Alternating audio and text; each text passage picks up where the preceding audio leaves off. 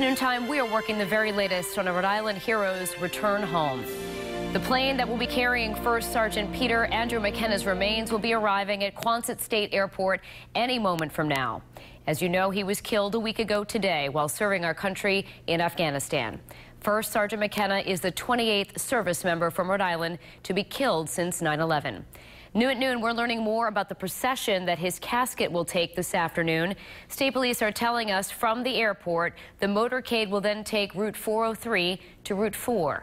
From there, we'll get onto I-95 to Route 195 before merging onto Route 36 and heading for the Sanson Funeral Home in Bristol.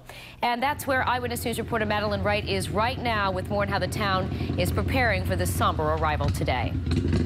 McKenna's funeral is next week at a church in Warren, but before he arrives for a final salute there, he'll come to this funeral home in Bristol today, along with a military and police escort.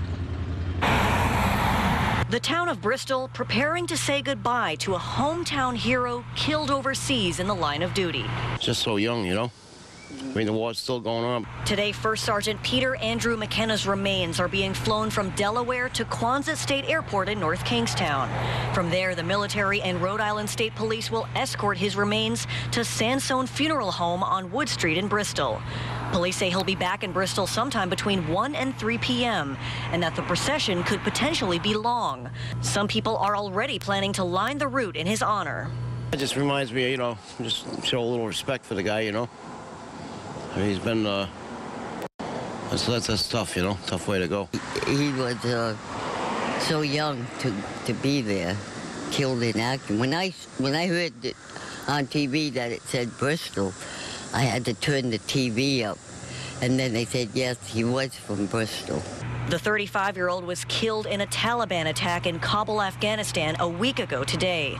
Mary Sylvia from Bristol says watching the procession to Bristol will be her way of paying tribute to his sacrifice. Things like that don't happen around here. I mean, it's a tragedy. It's not joyful, but it is a tragedy. But it's something for Bristol to remember.